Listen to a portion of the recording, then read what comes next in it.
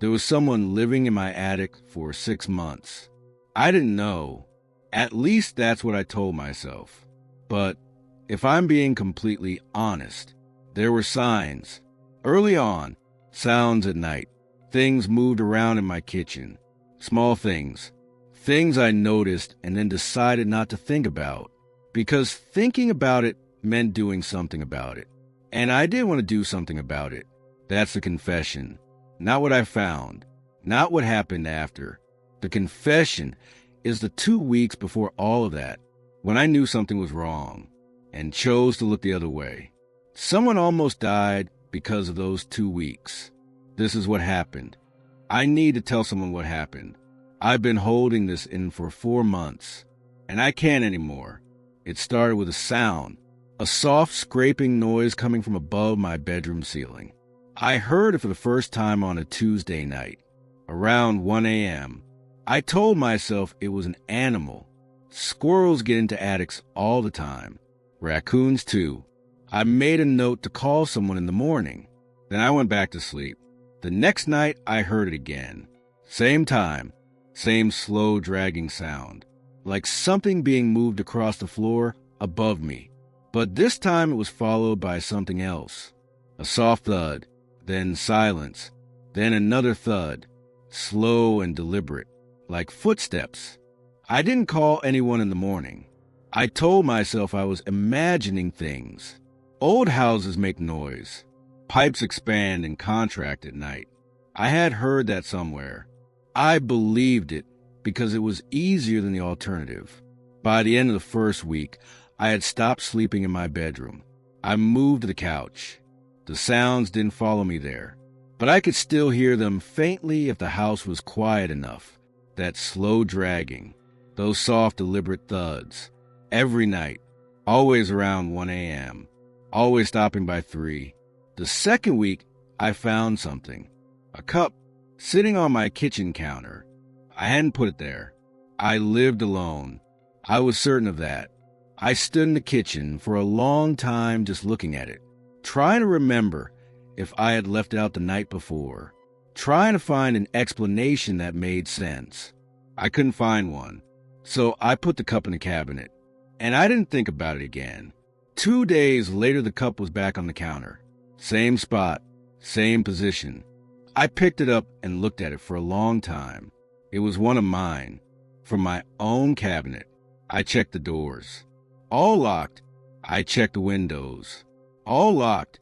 Nothing was out of place, except the cup. That night, I didn't sleep at all. I sat in the kitchen with the lights on until morning, listening. Around 1 a.m., the sound started above my bedroom. That slow dragging, those soft thuds. I sat completely still and just listened. And then I heard something new, something I hadn't heard before. A voice, very faint, too muffled to make out words, but unmistakably a voice, a person's voice, coming from directly above me. I want to be honest about what I felt in that moment. It wasn't just fear. It was something uglier than fear. It was anger. Someone was in my house. Someone had been in my house for weeks, coming down at night, using my kitchen, going back up before morning. And I hadn't known. I didn't call the police. I've thought about that decision every single day since. Why didn't I call the police? I think part of me wanted to handle it myself. I think part of me was embarrassed that someone had been living in my home and I hadn't noticed, that I had been that oblivious, that alone in my own house and hadn't known. So instead of calling someone, I made a different decision. I went to the hardware store the next morning. I bought a padlock, a heavy one, the kind you can't break without a bolt cutter. I came home and I looked for the attic entrance. I had never actually used the attic since moving in. The hatch was in the ceiling of my bedroom closet. I stood beneath it for a long time, listening. Silence. Whoever was up, there was quiet during the day. I reached up and pushed the hatch. It resisted slightly, like something was pressing down on the other side. Then it gave way. I lifted it open a few inches, and looked up into the darkness. I couldn't see anything, just black, and the smell, stale air, something else underneath it, something I didn't want to identify. I closed the hatch, fitted the padlock through the latch on the outside, clicked it shut. I told myself I had solved the problem. Whoever was up there couldn't get down now. They would leave, find another way out, a gap in the roof, maybe, a vent, some other exit I didn't know about. They would leave, and that would be the end of it. That was my first mistake. That night the sounds were different, not slow and deliberate anymore, faster, more urgent, back and forth across the ceiling above my bedroom. For hours, I lay on the couch and stared at the ceiling and listened, and sometime around 4 a.m., the sound stopped. The silence felt worse than the noise. If you haven't watched part 1 yet, go back and watch it first. For everyone else, this is the part I've been dreading telling. 3 days passed. No sound from the attic. No cups on the counter. Nothing moved. Nothing out of place. I started to believe it was over, that whoever had been up there had found another way out. Gone. Problem solved. On the 4th day, I noticed something. A smell, faint at first, coming from the bedroom closet. I opened the closet door and stood there. The smell was stronger near the hatch. Something heavy and wrong.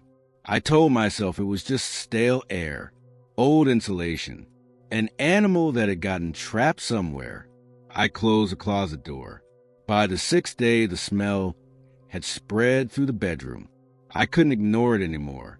I stood in the closet, looking up at the padlock hatch for a long time.